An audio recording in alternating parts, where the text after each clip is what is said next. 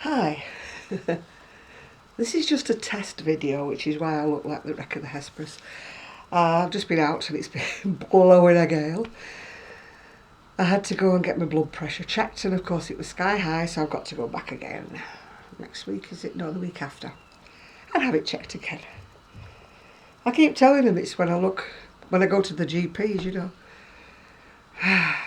I'm fine if I go to the hospital. Don't ask me why. I must have GP syndrome. Anyway, the reason I'm doing this video when I've got nothing to say really is because I've just bought a new light box. And it's there. And I'm trying to find out which is the best place to have it. Whether to have it shining a bit down on me, whether to have it shining a bit up on me, whether to have it to the side.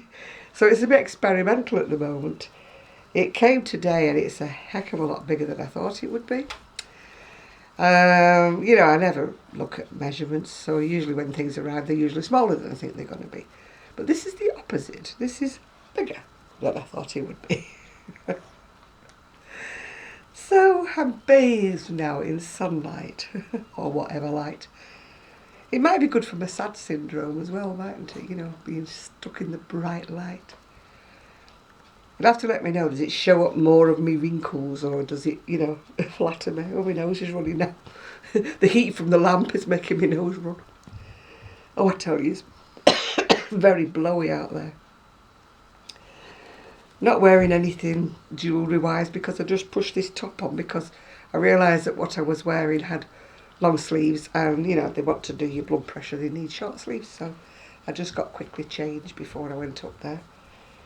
And my hair's got the windswept and wonderful look to it today. And here's Gigi, he wants to lick my arm for some reason. I don't know. What a child. What a child. What am I busy doing? I'm still doing the surprise that I can't show you because she might watch the video. Still busy doing that. I've got another 100 grams to crochet into that before I send it off. Still no news on the package that's missing, that's going to America.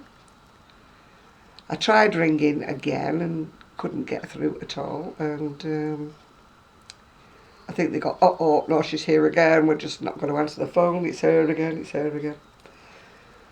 And then I got another text message on my phone saying I had another appointment at the hospital. And I'm like, what's this for? So I rang up. I said, what's this for? And they said, oh, it's your diabetic and your weight management check. And I'm thinking, oh, that should be fun. Because as you know, I haven't lost a solitary pound. And it was Christmas in between. And I'm not really trying, to be honest. I know I'm going to get wrong no matter what I do, because I'll still, if I lost a stone, that's £14 to you ladies in the US, I would still be overweight as far as any operations are concerned. So I'm like so much overweight, you get to the stage where you don't care anymore, If you had a goal that was kind of like achievable, like they said, oh, if you lose 14 pounds, we'll do the op. But when they're saying like you've got to lose like 7 times 14 pounds before they'll do the op, it's like the North Face of the Eiger, isn't it really? You're thinking, oh, I can't possibly do that. So you just don't even try. They should set me little goals saying, right, come back in 3 months and we want you to have lost X number of pounds. They've got a chance, yeah? But not saying if you don't lose whatever 7 times 14 is, by the time you come again, you're going off the list again. So I've been on and off that list so many times I'm dizzy. But in the meantime, I had put on this 7 times 14 pounds while I've been waiting, yeah? If they'd have done the op way back, when they said about it in the first place, I would have been obese, but not what they call morbidly obese. So I checked, and I don't know what you would call it in America. I mean, over here it's morbidly obese. I'm 252 pounds. To me, morbidly obese is these ladies on the TV that weigh about 600 pounds. So would I be classed as morbidly obese if I lived in the US? Just tell me that, please. Before I would have weighed what? Way less than 200. What's say 12 times 14. That's what I weighed when they told me I was obese, yeah, and they wouldn't do the op. But of course, we're sitting down all the time and not walking about and not being able to exercise, not having access to the swimming pools because it's miles away and I haven't got a car. What do they expect me to do? Do chair exercises? They did actually send me to do some exercises one time, but it was awkward. I couldn't get there because I don't have a car. And all I was doing was sitting in a chair with a rubber band, you know, going... And then you go... Oh yeah, I was exercising my upper body, but it wasn't doing a whole lot for me bum. Anyway, enough of me waffling. I've only come on just to test this light out, so that when I play it back, I will know whether I need to move it. Move it further back, move it to the side. I've been looking on YouTube all afternoon, before I went out, that is. Looking on Google, and they're very unhelpful. They just keep talking about the 3 light system. I don't have 3 lights, and I'm not going to buy 3 lights. I'm only making a video about crochet. But I just want to have a light that I can show things like, oh, maybe I should try with a book. I haven't got a book. I'll try with a pen. Does it show the pattern up better than it did before? That's all I want to know.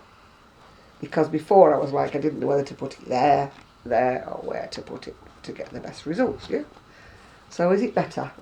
Can you see it better now than what you did when I was showing the magazines before? That's the main thing I want to know. And is Gigi looking prettier in full light? Can you see Poppy? No, you don't think you can. Poppy's not posing for the camera today. She's being a bit if. No, I was looking round. I've just got...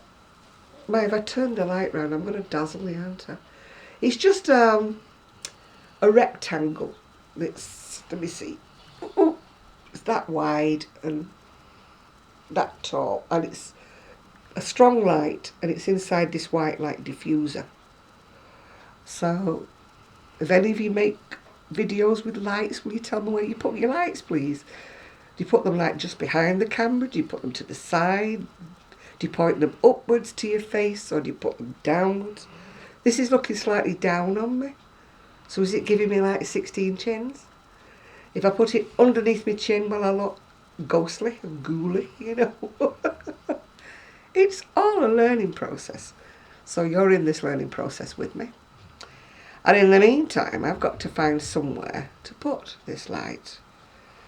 Because when the family come home, it'll be like, what on earth have you bought now? Yeah? Because it is big. And I don't want to have to disassemble it every time I want to use it. Because you'd have to take the light bulb out and close it up. It's sort of a bit like an umbrella when it opens up, but it's only got 4 sides. You can close it down, and you can close the tripod down. But I'd have to take the light bulb out every time, and I don't fancy doing that. And it won't close up with the light bulb in it. So, I'm going to have to find a place to hide it, which is not going to be easy. I'm glad I've got it towards the end of this day and not at the beginning of this day.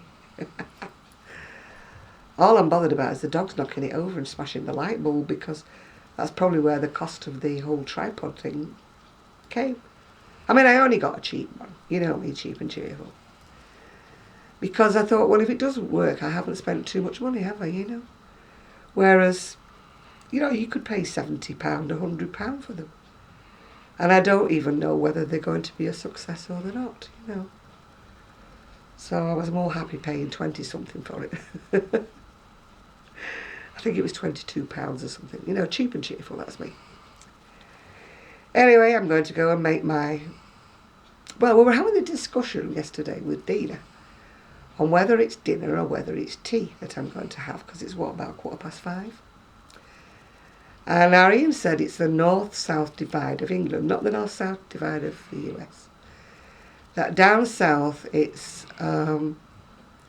breakfast, lunch and dinner, whereas in the north we have it as breakfast, dinner and tea, whichever way around it is. I just vary it. I call it, you say what you having for your dinner. You know, you don't know whether that means your lunch. We're very confusing up in the north here. Or whether you mean your evening meal. And tea. Tea to me is always what, you know, the ladies who lunch or do tea. It's an English tradition from way back when. It's not really current now. You used to have a cup of tea out of a china cup. You know, the ladies used to sit on lawn, and then you would have little scones or little cakes or something like that, or tiny little cucumber sandwiches with the rims cut off, you know. And it was sort of like a dainties lady tradition, and that was tea. High tea was something different, and of course there's nursery tea, which nursery tea is all the things that children eat, you know, like rice puddings and things like that, which children hate, but they've got to eat because it's milk, yeah. So, we do have some weird traditions up here in the north, you know, we do, honestly. Even the southerners don't understand us at all. I don't mean dialect-wise or whatever, you know, the way we speak. They just don't understand our customs, you know. And they have a terrible time with what we want to eat. And try asking for a muffin or whatever. Where I came from, there was muffins, which were like the oven bottom muffins with like the thumb hole in the middle. Tea cakes came like a soft roll. A bread roll was crunchy, you know, the kind that you crumble in your soup. That was a bread roll. Current tea cakes were something different because they had fruit in them, yeah. And I came to live over in Prestwich, and it was like I was talking a foreign language. If I asked for a tea cake, they gave me one with currants in it. If I asked for a plain tea cake or a whatever, oh, you mean a bap? No, I don't mean a bap. And if you asked for a muffin, they didn't know what you were talking about until you said oven bottom, yeah?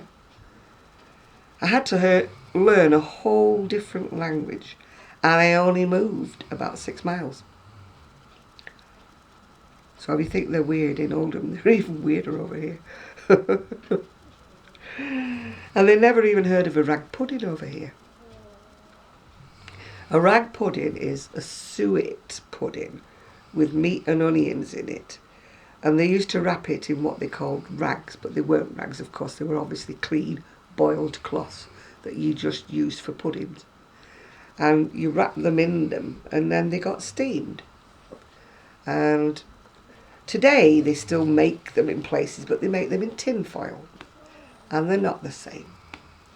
My mum used to buy white handkerchiefs that were never used for anything else. And they were fastened with a big safety pin, and then they used to get popped into the steamer and steamed.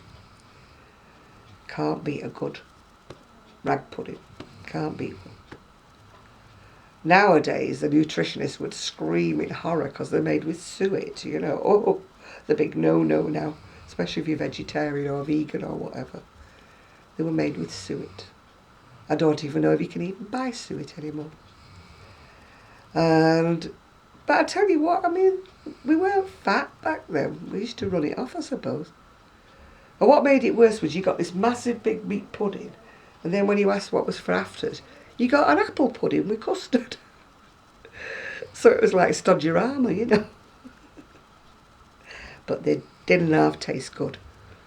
That was the one thing I miss about my mum's cooking. She was a real dab hand at making a meat pudding. They're not the same as all these Hollands's puddings that you buy in tinfoil cups. Nah, they don't touch my mum's puddings. I used to love puddings.